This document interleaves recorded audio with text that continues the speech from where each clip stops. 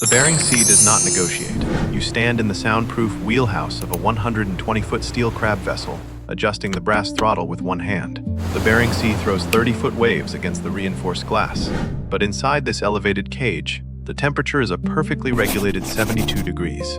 You press a button on the intercom, silencing the frantic shouts coming from the sorting table. You log the latest haul into the digital ledger, calculating the exact dollar value of the crushed crab and the exhausted muscle below. You didn't start here. Let me show you how you were slowly dismantled and rebuilt into a monster of profit. Level 1. The Greenhorn. The Bering Sea wind slices through your soaking rain gear. At 3 a.m., the smell of burning diesel fuel mixes with the stench of rotting herring and human vomit. Ice forms a jagged crust on the steel grating beneath your boots. You are 22 years old.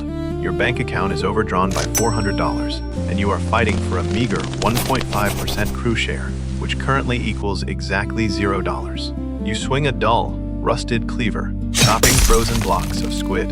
You shove the chunks into plastic bait jars, twisting the lids with freezing fingers. A new worker beside you violently throws up into the bait bin. This weak link slows down the entire line, dropping the bait rate from 4 jars a minute to 1. You do not offer a bottle of water.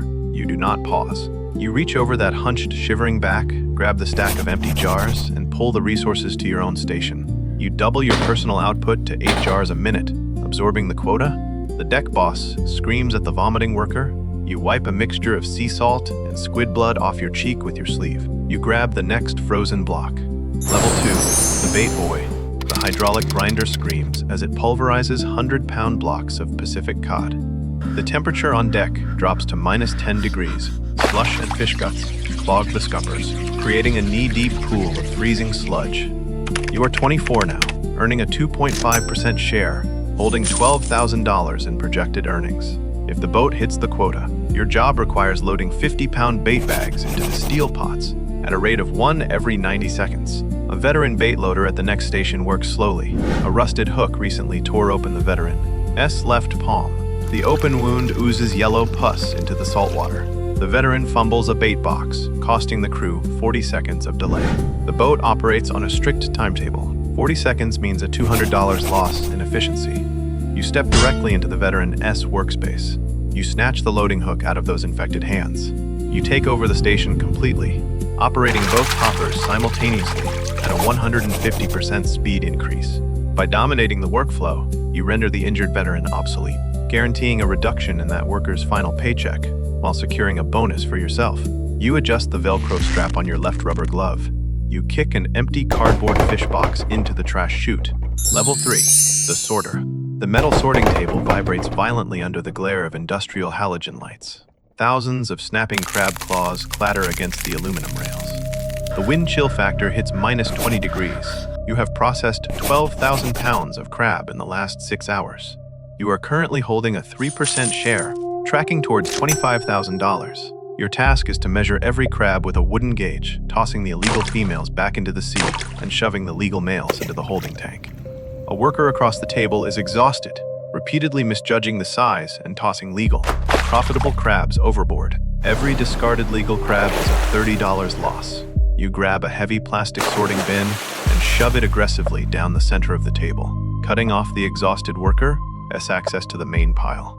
You monopolize the prime sorting area. You hoard the crabs, filtering the legal ones at double speed and maximizing the tank's fill rate. The exhausted worker is left standing idle, effectively pushed out of the productivity loop and flagged for termination at the next port. You tap your wooden measuring gauge against the aluminum rail twice. You pull the next avalanche of shells towards your chest. Level 4, the line Coiler. 30-foot swells crash over the starboard rail, flooding the deck with freezing white water. Coils of thick, heavy nylon rope pile up at your feet. The sheer weight of the wet rope is immense. You are 26, holding a 4% share, calculating a $45,000 payout. You must coil 600 feet of highly tensioned line into perfect concentric circles within 80 seconds. A single knot or snag can pull a human body overboard in the blink of an eye. The coiling big height forms a deadly loop. The deck pitches violently to the left. The thick line slips. The heavy rope wraps tightly around the rubber boot of the coiler standing next to you. Reaching for the emergency hydraulic stop button will halt the block, save the boot, but tangle the entire 600-foot line, costing the ship 15 minutes of untangling and a massive drop in the daily quota. You do not hit the red button. You swing your steel-toed boot in a vicious, brutal arc, kicking the trapped foot with maximum force. The impact knocks the Coiler onto the ice-covered deck, tearing the rubber gear and bruising the bone, but it forcefully yanks the boot free from the ascending rope. The line keeps moving. The 80-second cycle is preserved. You spit a frozen chip of ice from your lower lip. You ready your thick gloves to catch the next descending coil. Level 5, the Hookman. The hydraulic crane winds against the screaming gale. The vessel lists 40 degrees in the trough of a monster wave. You stand balancing on the very edge of the icy rail, staring into the black abyss of the ocean. You are managing a 5% share now. An 800-pound steel pot, packed with crab, swings wildly in the air suspended by a single tensioned cable. Your task is to throw the grappling hook, catch the buoy line, and guide the massive steel cage onto the hydraulic launcher. A sudden gust of wind violently twists the steel cage. The main pulley block jams abruptly. The metal groans under extreme stress. A junior deckhand climbs up the slick metal siding, reaching unprotected hands toward the jammed pulley to manually clear the snag. Manual clearing is safe, but requires shutting down the crane for 10 minutes. You look at the production whiteboard inside the window. You grab the main hydraulic directional lever. Without shouting a warning, you aggressively yank the lever into full reverse. The massive sudden jolt clears the jam. The gear is saved. The rhythm resumes. You lock the directional lever into the neutral position. Level 6, the winch operator. You sit elevated in the control booth, shielded from the freezing spray. 3 polished brass levers stand before you. The deafening roar of the massive twin diesel engines vibrates through your seat. You are 30 years old. You hold a 7% share, eyeing a $90,000 season. You control the rhythm of the entire vessel. You pull the levers, lifting the 800-pound cages from the sea and swinging them over the heads of the crew. The deckhands below have been working continuously for 10 hours. Movements are sluggish. Reactions are delayed. The daily haul is falling behind the targeted 150 pots. The crew below signals for a 5-minute break to eat cold sandwiches. You glance at the digital quota spreadsheet glowing on the monitor. You push the main throttle forward, accelerating the winch speed by 20%. You drop the next 800-pound steel pot viciously fast, slamming it onto the launcher just inches from the deckhands. The terrifying speed forces the exhausted crew to scramble, sprint, and panic to avoid being crushed. You deliberately use the threat of heavy machinery to extract the last reserves of adrenaline from failing bodies. The cycle time drops from 5 minutes to 4.2 minutes. You wipe a smudge of dark industrial grease off your left thumb onto your heavy denim pants. Level 7, the deck boss.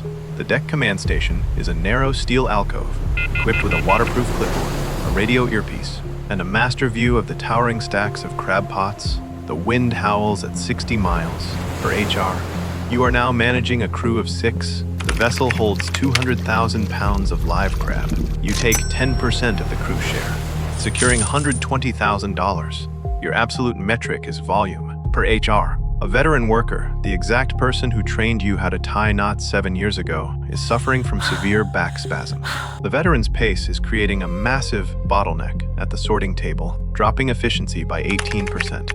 Loyalty holds no numerical value on the spreadsheet. You unclip a waterproof pen. You systematically rewrite the shift roster on the plastic board. You demote the veteran mentor back to the bait station, the lowest, most humiliating job on the ship, and slash the assigned percentage from 5% down to 2%. You instantly promote a cheaper, faster 20-year-old replacement to the sorting table. The mentor stares at the newly updated board in absolute silence. You cap the dry erase marker. You slide the pen back into your chest pocket. You press the radio button to announce the shift change. Level 8, the iron-blooded captain. You stand at the very apex of the hierarchy. The wheelhouse is utterly silent, suspended above the violent chaos of the ocean. The heavy storm glass blocks out the sound of the screaming 80-knot winds. You are 45 years old.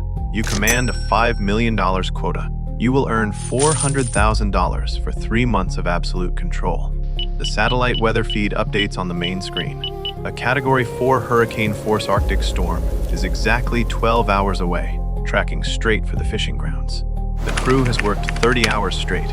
The boat is riding dangerously low, heavy with 100 tons of freezing spray icing up the superstructure. Standard safety protocols dictate an immediate retreat to the protected harbor. The VHF radio buzzes with reports of the rest of the fleet turning back. But the real-time market terminal flashes a critical update. Crab prices just spiked an additional $1.5 per pound due to the impending supply shortage. Retreating means safety. Pushing forward means an extra $150,000 of pure profit. You look down at the tiny exhausted figures stumbling on the ice-covered deck. You do not consult them. You disengage the autopilot.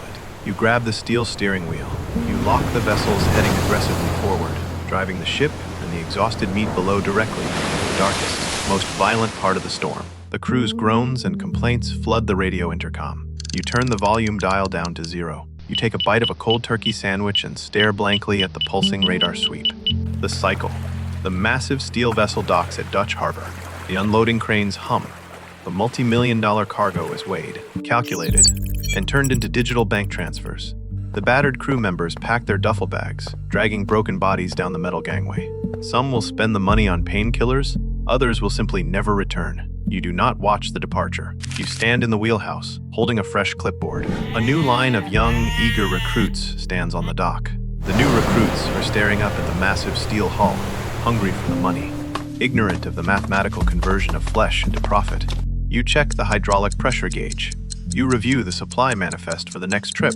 You tick a box on the paper with a black pen. The machine is fueled. The machine is ready for the next batch. You reach over and turn off the overhead light.